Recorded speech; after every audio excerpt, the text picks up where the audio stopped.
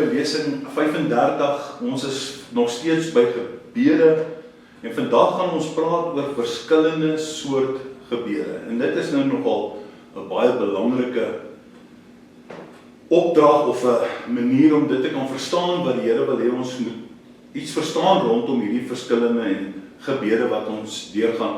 So ek gaan vandag met jou praat oor 'n paar, ons gaan nog 'n bietjie in diepte ook in dit ingaan, meer in diepte in dit ingaan, sodat die mense kan verstaan hoekom so lank by gebede, want dit is baie belangrik dat 'n ou 'n gebedslewe en 'n verhouding kan reg verstaan en hoe dit werk, en dat 'n mens nie altyd net sommer afvallig raak omdat 'n mens se gebed nie beantwoord word nie. Daar is verskillende maniere en hoe ook dit jou kan help as mens. Ons bid vandag dat die Here se Gees, die Gees van die Here ons sal help deur hierdie lesing en dat hy dit ook vir jou sal oopbreek.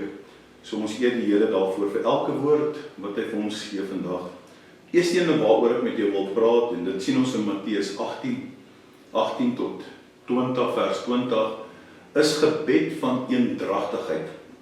En hier kom die woord lees, hy sê in vers 18, voorwaar ek sê vir julle, hoor gou mooi, alles, nie sekere dinge nie, alles wat julle op die aarde bind, gelowige kind van die Here, hoor gou mooi, sal in die hemel gebonde wees, en alles wat julle op die aarde ontbind, sal in die hemel ontbonde wees. Die gebed van eendragtigheid is gebaseer op Matteus 18, vanaf vers 18 tot 20. En hierdie soort gebed versoek dat die mense wat betrokke is, eengesind sal wees voor God. En dit is baie belangrik. Hoekom is dit belangrik dat ons eengesind voor God sal wees? Mense se eendragtigheid is nie net deur woorde nie, hoor gou baie mooi, maar ook hulle harte. Dit is so belangrik om dit te verstaan.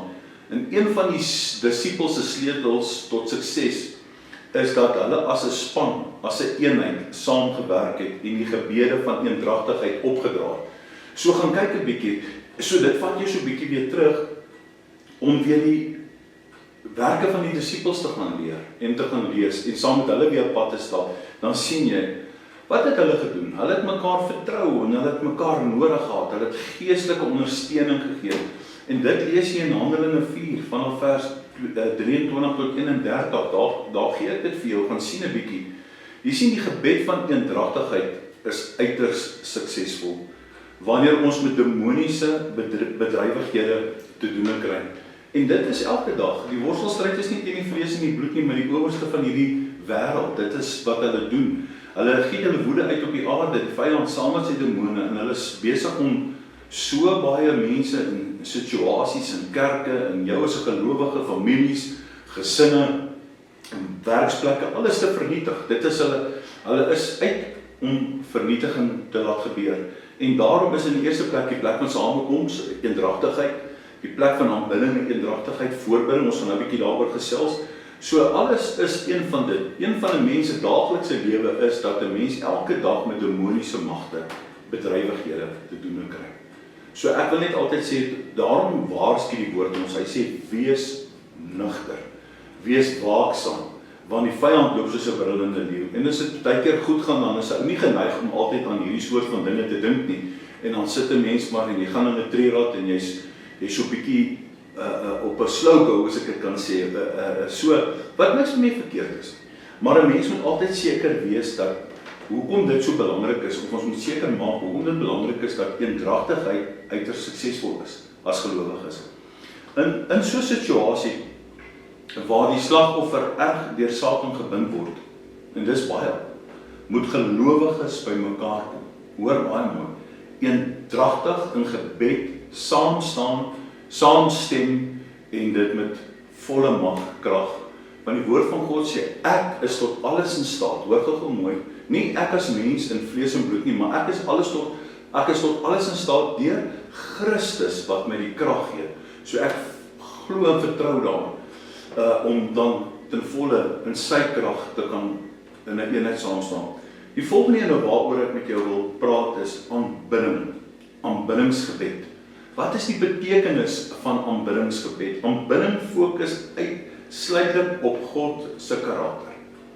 Dit is wat dit beteken. Baie mense dink as hulle in aanbidding gaan, dan gaan dit oor hulle. Nee, Aanbidding beteken dat ek uitsluitlik op God se karakter fokus. Ons aanbid hom vir wie hy is en vir wat hy is. Dis baie belangrik. En as ek vir jou kan skrif daardeur gee, gaan sien, gaan lees dit in Psalms, gaan lees die Psalms, gaan lees Johannes, dan sien jy dit. Die kenmerke van aanbidding beteken om God te verheerlik. Dit is baie belangrik. Dit beteken dat wanneer ons in aanbidding gaan, gee ons erkenning tot sy heiligheid. Fokus nie op ons eie behoeftes nie. Dit het absoluut niks met ons eie behoeftes te doen nie. Dit gaan oor die erkenning van God se heiligheid, wie hy is. 'n Voorbeeld om te kan sê, Here, U is heilig, almagtig en waardig om geprys te word. So ons fokus op die karakter van God, want hy is die almagtige, hy is die begin. Here, U is die begin en die einde, die Alfa, die Omega. U is voorwaarlik heilig, Here. U is die koning van die koning. So ons gee erkenning aan God en dit is wat aanbidding beteken. Die volgende ene, lofprysingsgebed. Dit is so belangrik. Lofprysing fokus op wat God gedoen het. Gaan kyk dit in Psalms. Dis hoekom baie kere jy kan eintlik Psalms net quoteer. Jy kan skrifbid uit Psalm uit. Jy kan dit omsit in 'n aanbiddingslied of 'n lofprysingslied. Ons loof hom vir baie dinge. En as 'n mens eintlik nie verstaan wat dit beteken nie, kan ons God loof elke dag. Al is jy 10 jaar terug deur 'n verlossingsproses of 20 jaar, al is jy vir 30 jaar, 40 jaar gered, is dit nog steeds belangrik om die Here te kan beloof vir jou verlossing, sodat hy saam met jou is, dat jy is waar jy is. En dit is belangrik. Ek dank die Here genoeg gereeld dat hy my verlos het uit die bose kloue van die vyand.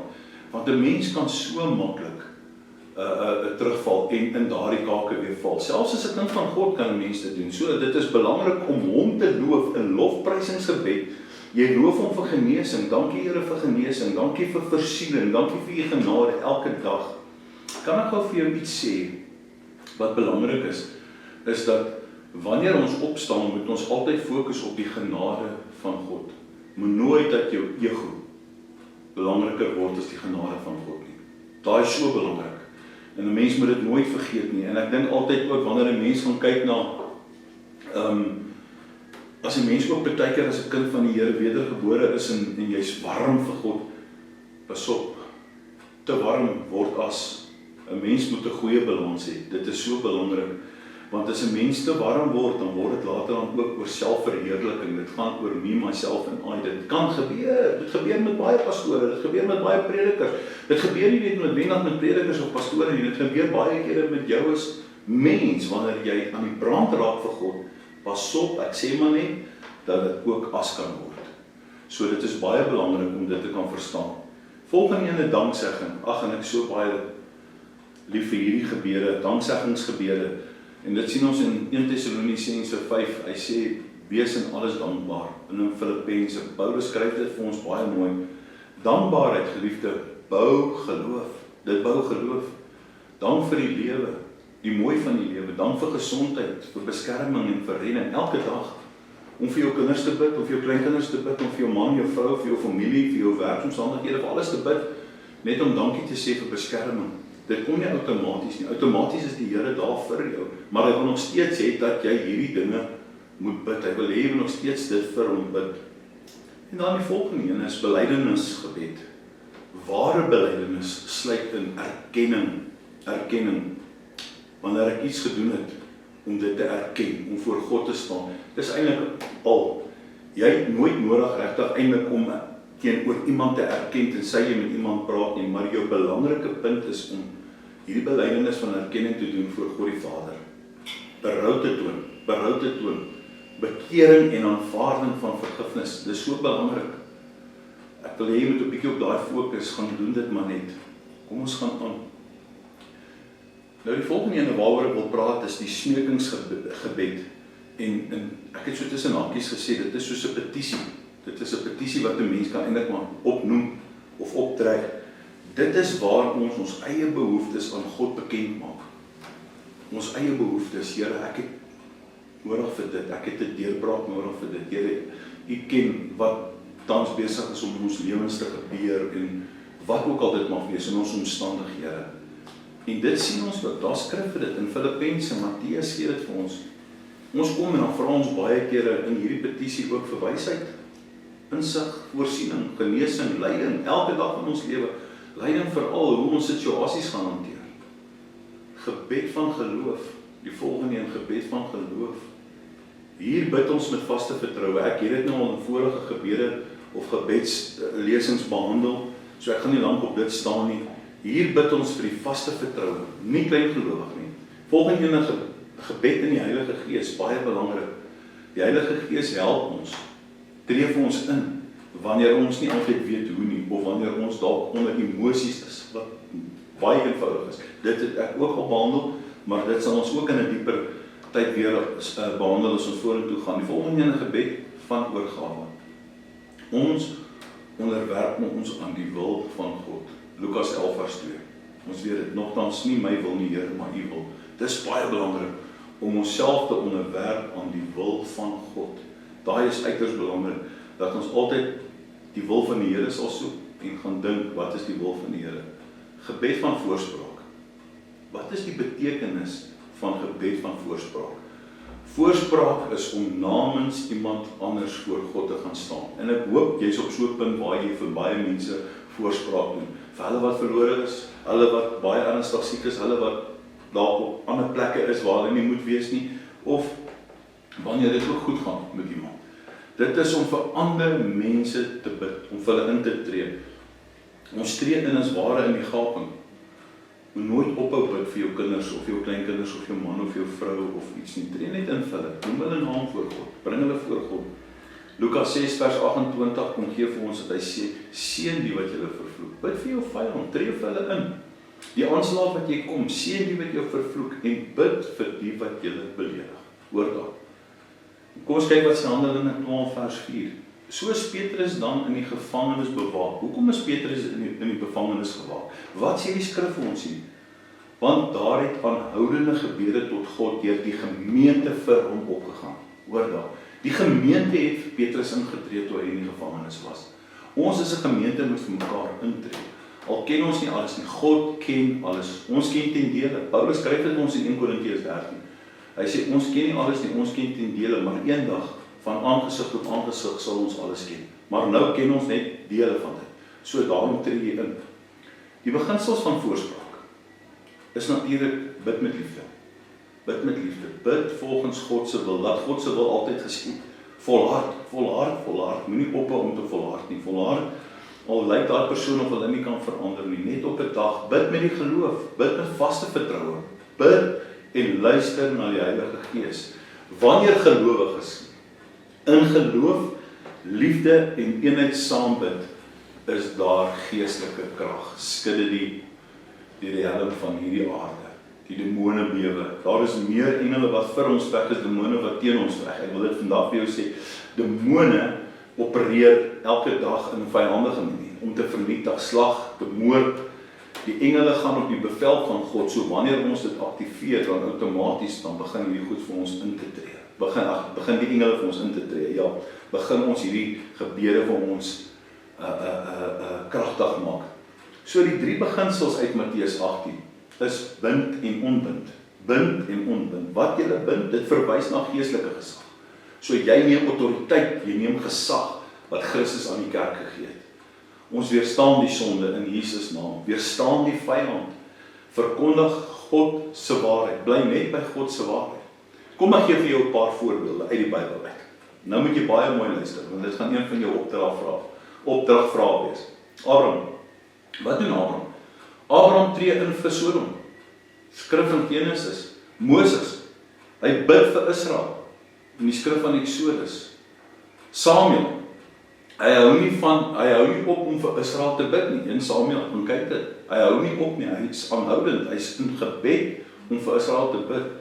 En dan kyk ons na Jesus. Jesus tree voortdurend in vir my en vir jou. Tot op hierdie dag. Elke dag van ons lewe. Hebreërs en Romeine sê dit vir ons so baie mooi. Die tweede ene is saamstem. As 2 van julle saamstem. God eer eenheid. Ek wil dit vandag vir jou sê. Eendragtigheid beteken dieselfde geloof, dieselfde doel, dieselfde hart, dieselfde gees. Daai is wat vir God baie belangrik is. Die derde een is Jesus se teenwoordigheid. Hy sê, daar wat 2 of 3 in my naam vergader. Die Here beloof sy teenwoordigheid. Dis 'n belofte, die Here sê, daar is ek in julle midde. Soos man en vrou en gesin saam bid, sê God, dis 'n eenheid. Hy sê, daar is ek in julle teenwoordigheid, ek is in julle midde. Sy teenwoordigheid is dit wat krag bring, troos en leiding. Dis baie mooi. Die vrug van eendragtige gebed bring wonderwerke. Hou aan, jy sal sien, dit bring herlewing. Ek glo dit vir die kerk van tot vandag, dit bring eenheid. Dit bring verlossing, dit bring geestelike deurbrake, kragtige getuienisse en groei van die kerk. Dis wat dit doen. Dis al wat ons nodig het om te doen. Ons het niks meer nodig nie. Jesus gee dit vir ons eintlik net so maklik. Hy sê, daarom het ek my seun gestuur. Daarom kom leer Jesus ons dit. Hy gee dit vir ons. Dis wat dit vir ons opbring. Goed, skryf neer. Op die skerm sal jy sien, hier kom jou opdrag. Hier so, wat ek gou kyk, ek dink, ja, so 6 vrae. Hoor gou mooi. Vraag 1. Wat is die verskil tussen aanbidding en lofprysing? Wat is die verskil tussen aanbidding en lofprysing? 2. Waarom is belydenis belangrik in gebed? Waarom is belydenis belangrik in gebed? Antwoord dit volledig, hoor, asseblief, ek vra maar mooi, skryf dit mooi neer. 3. Wat beteken dit om voorspraak te doen? Wat beteken dit om voorspraak te doen? 4. Watter Bybelse persoon was sterk voorbidder? 5. Wat beteken saamstem in Matteus? Wat beteken saamstem in Matteus? 6. Waarom is eenheid belangrik vir eendragtige gebede? Waarom is eenheid belangrik vir eendragtige gebede? Dankie dat jy saam geluister het. Dit was weer 'n wonderlike lesing rondom gebed en ek hoop dit maak vir jou sin. Ek hoop dit breek vir jou baie oop en ek hoop jy leer in die diepte van dit. Dis maar die oppervlakkige gedeelte. Ons is so 'n bietjie begin raak aan die vaste kos kom. Later aan van tyd gaan ons 'n bietjie dieper ingaan, want dit is lekker om eendag te kan sê, maar weet jy wat, ek is gekies deur God om 'n bidder te wees. Al het jy ook 'n ander werk, om te glo in die vaste vertroue in 'n eenheid, Matteus 18, wat dit beteken om in eendragtigheid saam te bid en in die krag van God. Julle moet 'n geseënde tyd hê. Amen.